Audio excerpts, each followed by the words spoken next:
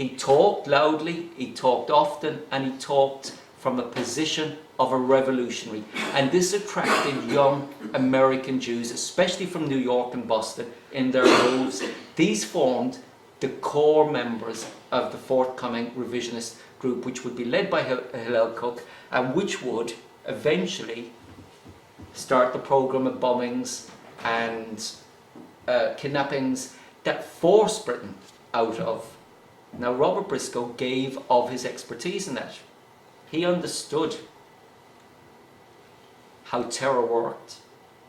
He understood that 150 men brought down the British Empire in Ireland. He gave that information willingly and freely and proudly to American Jews. Jabotinsky, however, started to caution him that he was becoming an impediment with his, because he was becoming so popular in America that Jabotinsky was being sidelined. People were going to Briscoe asking him about the revisionists when Jabotinsky was sitting in London, and he did not like this. He was quite piqued.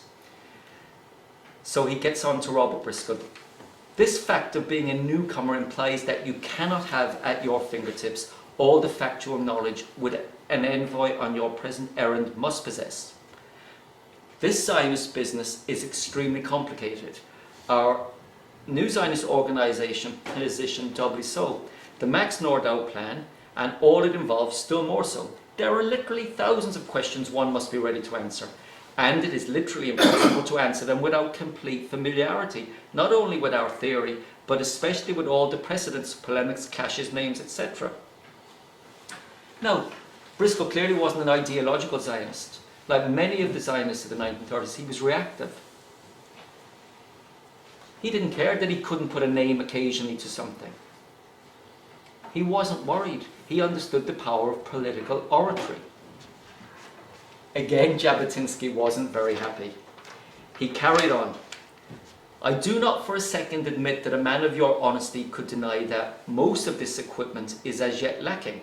A situation doubly dangerous because your mission is bound to be willfully obstructed by the old Zionist order clique, who will do their utmost to inspire skepticism in the minds even of Christian friends, telling them volumes of lies about Zionism and Palestine and the NZO. Then Jabotinsky got to the heart of the matter. He told Briscoe that his lack of contact was unforgivable and that he was deliberately affronted. Now here's Jabotinsky's ego being put out of joint. Briscoe sent off a letter saying, well, the reason that I'm carrying on like this effect and I'm not giving you up-to-date kind of, is because I am fully sure that my mail, my telegrams, are being monitored by the Irish security services. In a stunning example of naivety, Jabotinsky responds back, surely an elected politician wouldn't be observed by his own security services. Now this is at the very time as revisionist operatives around Europe were being monitored by every security service in Europe. They were a clear and present danger. So that actual next piece of the dialogue is missing. I'm still working on trying to locate it, but I can only imagine that Briscoe replied, well, you really don't know what you're talking about there. He eventually came back to Ireland in June of 1939. His time in America, again referring back, in the political sense of accessing Roosevelt, had been a complete failure. His time in America in terms of raising the revisionist profile, of putting into situation the grassroots of an organisation that within a decade would force Britain out of Israel, was profound. It has not been acknowledged by a generation of Irish historians. For example, Dermot Keogh in his book gives a one-line reference to revisionist Zionism. Now, apart from offending me as a historian, that is misleading. It belittles and denigrates the efforts of somebody that was working day and night to help his co-religionists. I'm now just going to go on to the final section, which are the political and personal legacy issues that emerged from his trip. Briscoe wasn't unscarred by his time there. He had a number of alliances, and I will expand on these slightly in a minute, but the despair is manifestly apparent in a dialogue which lasted over 10 years with an American revisionist named William Ze'ev. Now, William Ze'ev was the founder of a Chicago publishing enterprise that, as recently as 10 years ago, his grandson sold for over $10 billion to Sony Corporation. Ze'ev wasn't the most savoury of individuals. He used his publications to self-publicate a book called The Rape of Palestine, which had valid points, but I mean it was also racist and polemical. He depicted the indigenous Palestinians as sexually degenerate deviants who needed to be eradicated and replaced by a superhuman Jewish settler. He, in some respects, gave a snapshot of some of the people that maybe are settling in the West Bank at the minute. This type of ultra Zionism that wants everybody else gone. Robert Briscoe wasn't aware of this. What he saw, he had met Bill Ze'ev in the revisionist version of the Aliyah Bet. They bonded immediately. Bill Ze'ev had been a revolutionary in Bolivia. He had helped Bolivar. He had known and worked as a revolutionary to bring down the governments in Bolivia. He had tried to get elected to the Senate in America, unsuccessfully. They had a lot in common. Briscoe, in a long letter, writes to Bill Ze'ev, years will roll on. This was September 1939, the 10 days after the outbreak of war. Years will roll on now, of course, at a very fast rate.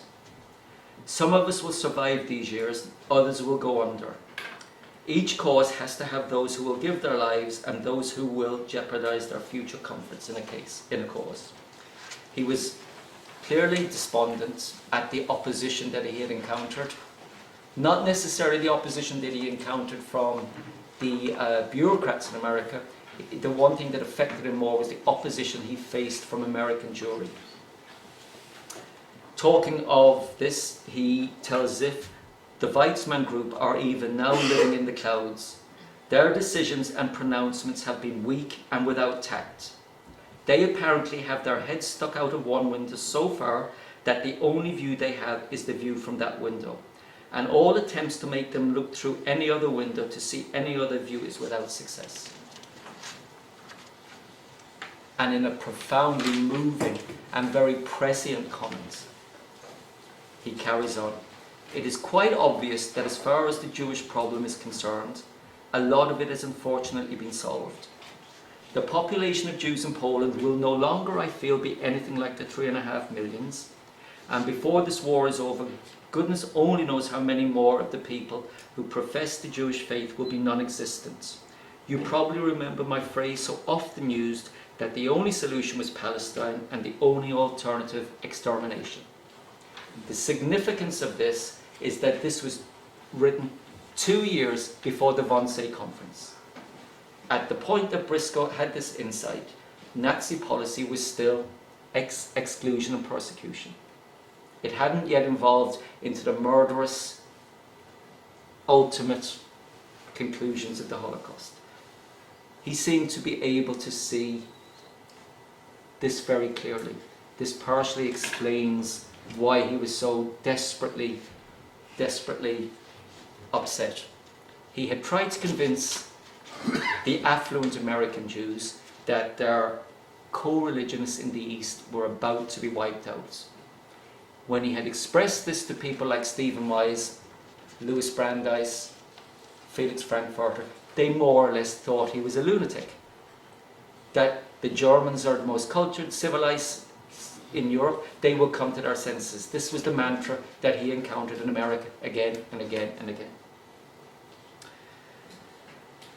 Just going back to Bill Ze'ev, they had bonded in the Revisionist, the La Merkaz Aliyah. Now, I'm sure my pronunciation is quite poor, however, I will persevere. In America at that time, there were two Aliyah bets running. The one that the Yishuv and Ben Gurion were mounting, and the one that the revisionists had come now. Like a lot of the Zionists, this polarized oppositional force, instead of working together, was actually pounding off each other. The Yishuv, in their wisdom, had a particular vision of what a settler in Palestine should be. He or she should have undergone a period of training on an agricultural settlement and be able to move seamlessly into the kibbutzim of the Negev desert. The revisionists believed that every single Jew, young, old, infirm, on their deathbed, not alone had the right to be in Palestine, but had the duty to get to Palestine in whatever way they could. To this end, Robert Briscoe went to South Africa after America and revived contacts that he had initially established in 1920 and 21 in Berlin, when he was one of Michael Noyck's, Collins, the little triumvirate of arms dealers that were working across Berlin and around to secure arms for what was the proposed northern campaign of the IRA. He had established a huge amount of contacts within the shipping industry. Now, I'm not going to go into it, but in my forthcoming book, this will all be there. So I'm hoping everyone will buy a copy. So this created a terrible dichotomy between the two movements in America. The conservative Zionists of America, who were at this stage still under the spell of Weitzman and the WZO, launched a propaganda campaign designed to undermine the revisionist Aliyah, and they had personally accused Briscoe of squeezing money from the Jewish community for the coffin ships, as they called them. These brought immigrants who were dumped into Palestine without regard for their usefulness for the country. No screening or selection is attempted. Some of these are even Viennese prostitutes. Now, one wonders, would that not have been all the more the case of allowing somebody in? You know, at the end of the day, everybody, according to the revisionists, had the right. The issue was actively rejecting people because they didn't fit the template. This charge infuriated Jabotinsky, who demanded that Ben Gurion withdraw it immediately as a slur against both the revisionists and the Jews they brought to Palestine. Ben Gurion refused.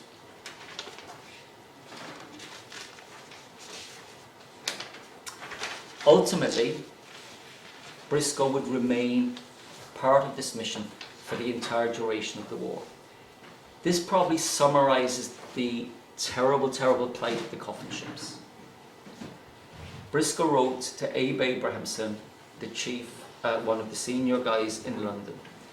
The new Zionist Organisation ship has lost its captain, and the crew, in attempting to bring the ship to port, have lost the rudder. The ship is now floundering around in the storm, and the ship will sink and all aboard will be lost, and with this disaster will come the complete destruction of our Jewish people, and any of the hopes that some of us might have had to be able to rescue even a fragment of the ship of salvation will be gone. Yes, the coffin ships did often sink. They were effectively not seaworthy. However, Briscoe never had any regrets. He believed, as did the revisionists as a general body of people, that even those that died in transit died on their way to freedom. I'll just skip slightly ahead and give you an idea of Briscoe's own thoughts on this. One of the criticisms was that we charged rich refugees outrageous prices. Several £1,000s for a passage to Palestine. So we did. In the expressive American phrase, we soaked the rich, but for every rich man who paid the price of liberty, we were able to rescue 5 or 10 impoverished Jews who had no means to pay at all. Conservative Jews in England and America condemned our efforts. They called our vessels coffin ships because many people died in them. They were right in a way. The conditions in our boats were perhaps more dreadful than those on a Yankee slaver. But these people were carried out of slavery, and the sum of lives we saved was infinitely greater than those we lost. So one has to imagine the pressures personally this was putting on an individual who was simultaneously trying to maintain a political career in Ireland. That wasn't the finish. Briscoe re-engaged with Itzhak Herzog in the spring of 1944. Herzog had contacted him from Istanbul in an effort to secure Briscoe's help to save some of the Hungarian Jews from Eichmann.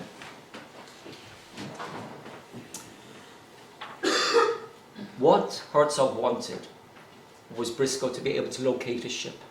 And again, Briscoe put his contacts in the far-reaching community.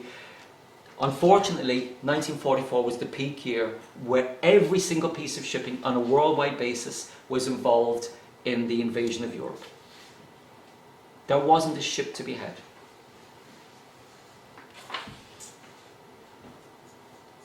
The interesting thing about this, however, is that Briscoe had contacted De Valera and secured his permission that if he could find a ship, he was free to sail it under the Irish flag of neutrality.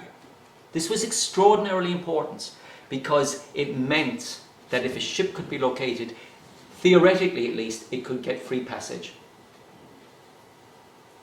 Again, I'll expand slightly in a minute on De Valera and Briscoe, but that was an extraordinarily profound move from De Valera, given the opposition he was facing within the door from his own party and Catholic nationalist political culture, that at this stage, it must be said that Ireland, at least the vast populace, wasn't aware of what was happening. It was absolutely clear that the government knew what was happening. Document after document after document from Joe Walsh talks about Auschwitz, Bergen-Belsen, Birkenau, Treblinka. Absolutely were aware.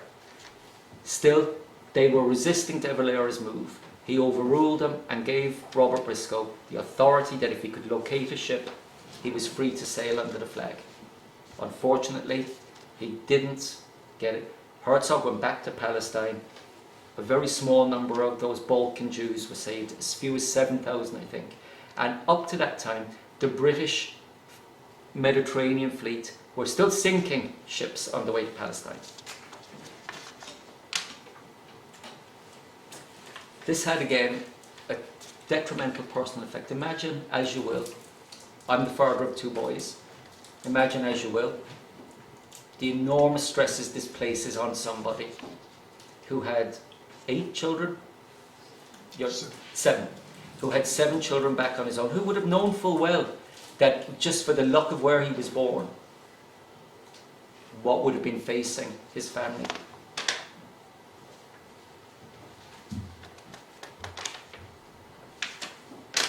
Now, Briscoe and De Valera, as I've indicated, this was a far more complex and multi-layered relationship than the glib. And I use this term, and I hate using it, but I must stress that in some narratives out there, Robert Briscoe is almost depicted as De Valera's pet Jew. It's demeaning, it's derogatory, and it's not true. It's far from the truth. As a reward and as a thank you for what Briscoe did, not just in his mission in America, in June 1940, Robert Briscoe addressed the Empire State Conference in London. This was 6 days, although no one knew it at the time, this was 6 days after Chamberlain had offered tentatively unity for an exchange of abandonment of neutrality. In the conference, and it was a hostile conference of Commonwealth chiefs who were viscerally attacking Briscoe, he almost verbatim repeated De Valera's rejection of Chamberlain's offer. Far too similar to be discounted as happen chance, he was once again doing De Valera's bidding. Now, Briscoe had reservations about neutrality. He saw and understood that the Nazis had to be defeated. However, he also understood that as an Irishman, nobody could abandon neutrality without precipitating a civil war. On a personal note, I had 2 granduncles, one free state and one anti-treaty. They never spoke. However, if war had been declared, they'd have taken up arms against each other. Of that, I'm absolutely sure. Family journals will prove that beyond any doubt. And that was replicated again and again. De Valera understood this better than anybody. Briscoe also acknowledged this.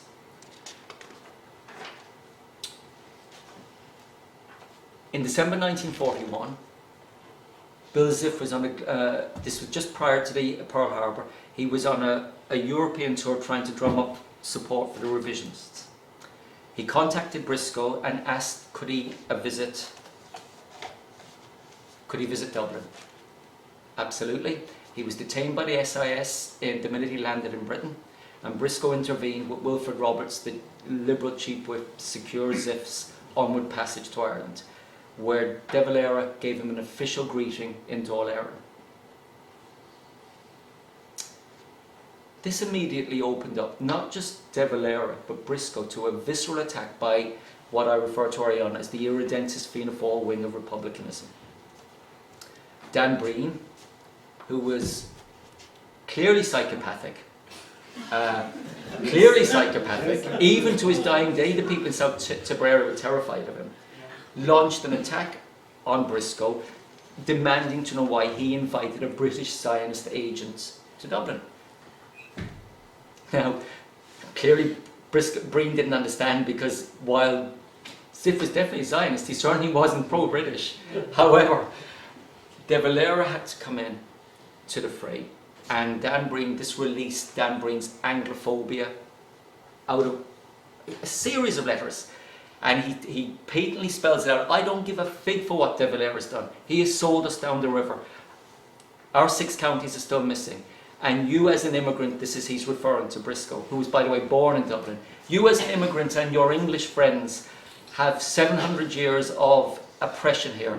I will do whatever it takes. And of course, Briscoe snaps back. But clearly, Dan, you're doing that by visiting the German and Italian legations. I know what you're doing, but I'm not judging you. I will do what I want to do.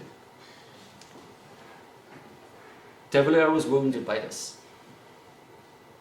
Some might say that he mightn't have been aware of how this would affect him. However, in 1947, Ziff once again visits, and once again De Valera receives him officially. And this time, James Dillon revives his Christian crusade. Anti-Bolshevik, anti-Jewish, de facto one and the same.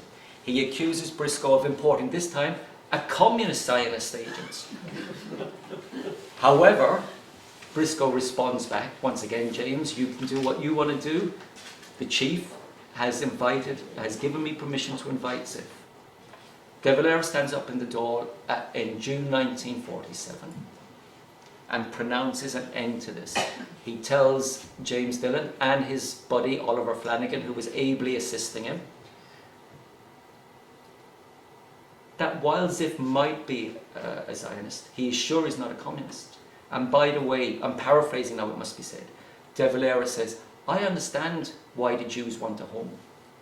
He said, I've understood this since the Balfour Declaration. And I would choose to see who I want to see.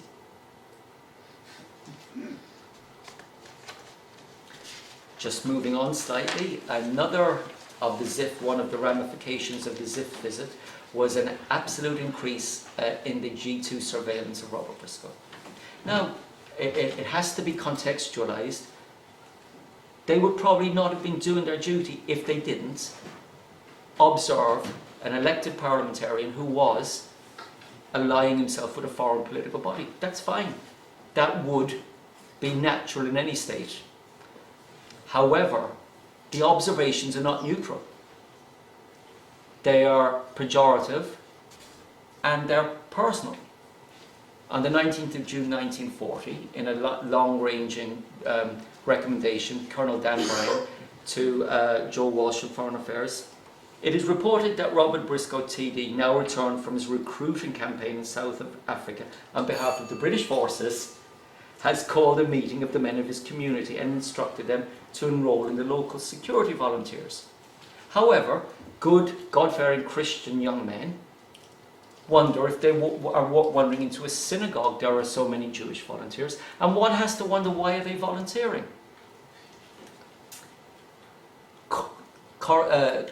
Culminating in the recommendation from Dan Bryan to insert a residency clause for anyone volunteering for the LDF. Of course, that would only be aimed at incomers, and the incomers were few and far between at the time. However, the G2 had gone far beyond observation to recommend political action, overstepping the mark hugely. On the 4th of December 1941, when Robert Briscoe made representations for a Hanukkah parade for the local defence volunteers to match the ones for Catholic and Protestants, he was refused.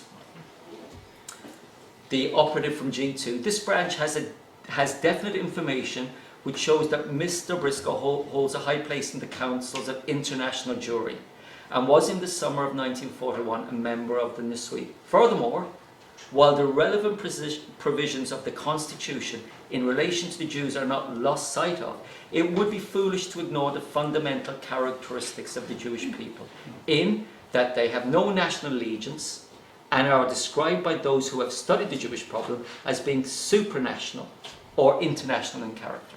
Now, the wonderful thing in this is they even came up with a matrix, a little algorithm that quantified it was only 80% loyalty that could be counted on. I wonder which wonderful mathematician managed that. I mean, I've not been able to discover that yet, but maybe Trinity or somewhere like that holds the key to that one.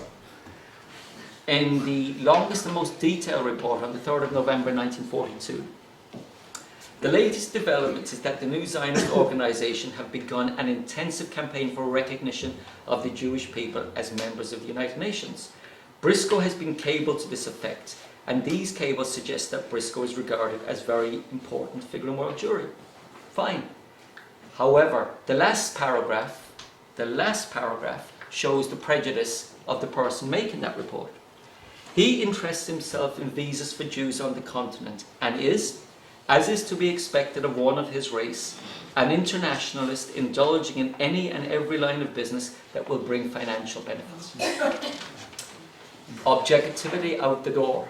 And on and on and on. And by the way, G2 continued to surveil Briscoe long after the war had ended, right up until the 1950s.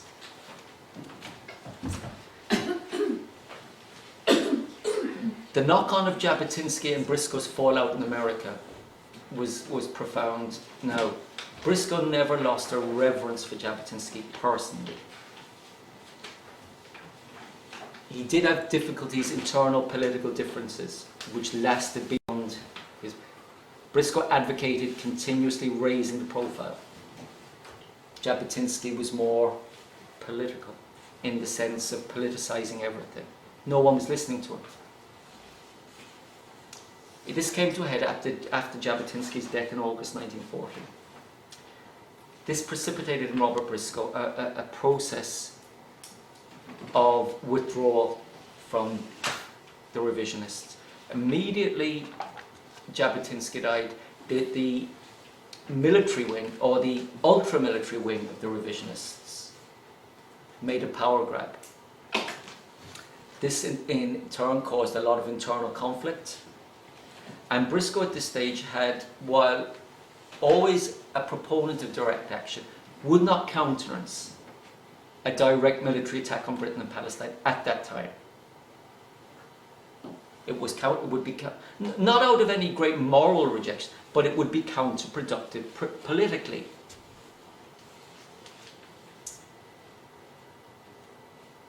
By 1943, April, Briscoe resigns from the revisionist movement. This did not mean he was not a Zionist anymore. As I've referred, he carried on working with Itzhak Herzog in the Aliyah. He carried on and resumed his immigration efforts on behalf of people who were stranded, because at this stage Britain was trying to eject a lot of the temporary Jewish refugees who were in turn trying to get into Ireland. Document after document after document shows that the wartime applications were almost exclusively from Britain. The response was the same. No. Except, it must be said, if there was a particular strong family connection, it might have helped, or if there was maybe a job that might not have been able to be fulfilled. But generally speaking, it was almost universally negative.